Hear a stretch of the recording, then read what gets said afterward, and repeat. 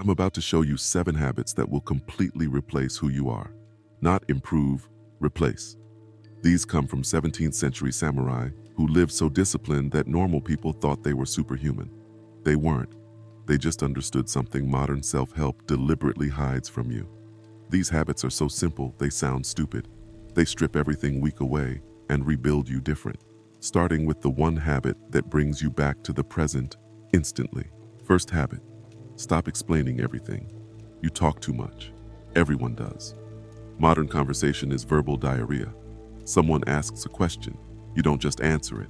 You justify it, explain it, over-clarify it. Make sure they understand every angle. You keep talking until there's nothing left unsaid. You do this because you don't trust yourself. You're terrified they won't get it, so you spell it out until the mystery is dead.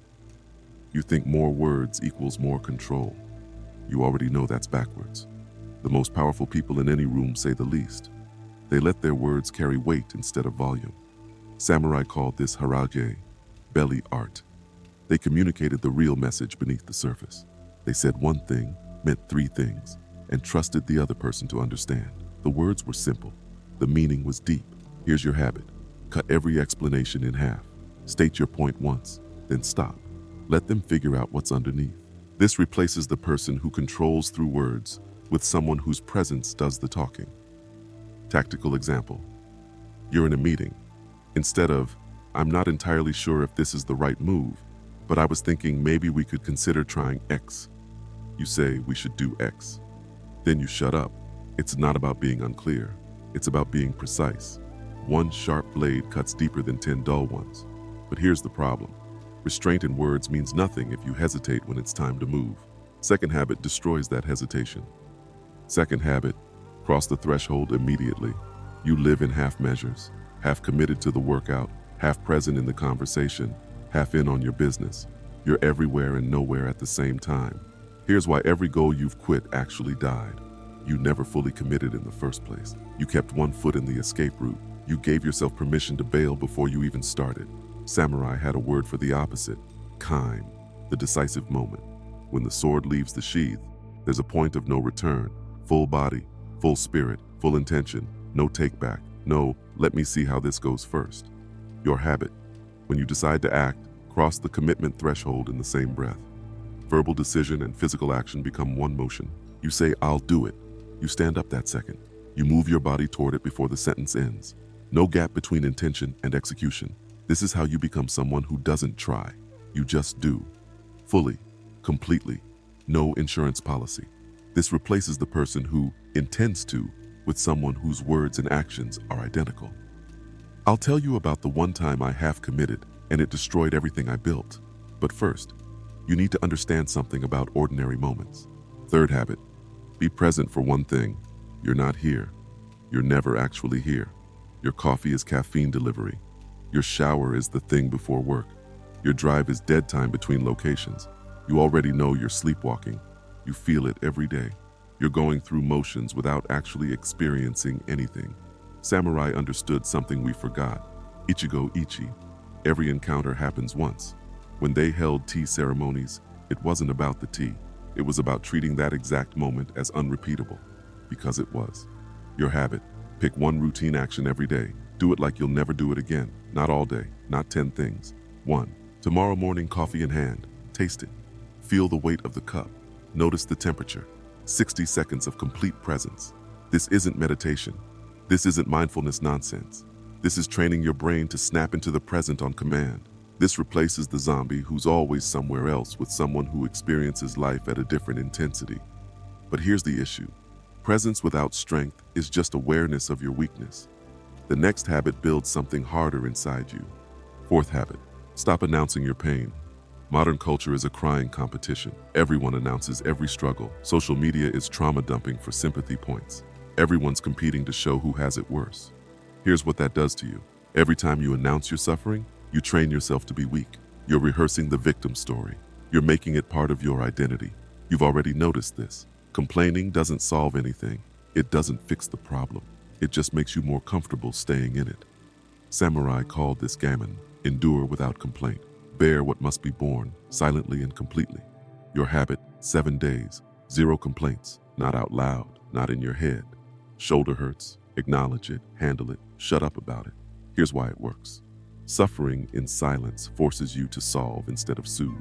Your brain stops looking for comfort and starts looking for solutions. This is how you become someone people sense is different. Not because you talk about your strength, because you never talk about your struggles. Now, that half commitment I told you about earlier, it was this habit I broke. I'd been silent through everything, building something real, enduring without a word. Then one moment of weakness, I complained, once. At exactly the wrong time to exactly the wrong person. Everything I'd built collapsed because in that moment, I showed I was still the person who needed sympathy instead of the person who solves problems. The lesson cost me everything, but it taught me something more important. You can endure perfectly and still fail if your ego convinces you you've already mastered the game. And with that out of the way, the next habit destroys that exact delusion. Fifth habit, kill your expertise. You stopped learning the second you thought you got it. Your expertise became your prison. You've seen this everywhere. People who've done something for 10 years but haven't improved in 10 years. They're not experts. They're prisoners repeating the same year 10 times. Samurai had a principle, Shoshin, beginner's mind. The master who's drawn his sword 10,000 times approaches the 10,001st like it's his first. Your habit. Pick one thing you're good at. This week, approach it like you've never done it before. Question everything you think you know. You've been lifting for 5 years. Study it again like it's day one. New angle, new information, new approach. Your ego hates this. Your ego wants you comfortable in expert status. Beginner's mind is uncomfortable. That's exactly why it works. This is how you become someone who never stops evolving. Everyone else plateaus at good enough. You're still climbing. This replaces the person who peaked with someone who has no ceiling. But here's the problem with growth. Growth without completion is just chaos. The next habit sounds completely backwards, but it's the key to actually finishing anything. Sixth habit, stop at 80%. You don't finish projects because you're chasing perfect. You think perfectionism is high standards. It's not. It's fear disguised as care. This is why you have 10 half-done projects sitting there. You're not lazy. You're paralyzed by the gap between your vision and what you can actually execute. Here's what Samurai understood. Zen masters paint the enso, the circle, in one brushstroke. It's always incomplete, always imperfect. That's the entire point. Done beats perfect every single time. Your habit. When you hit 80% on any task, stop. Mark it complete. Move on. Deliberately leave it imperfect. This rewires your brain from perfect or nothing to done and improving. You build momentum instead of monuments. This doesn't mean low standards, it means active standards. You can improve version 2 tomorrow, you can't improve nothing. This replaces the perfectionist who never ships with someone who ships, learns, and improves in real time. 6 habits down.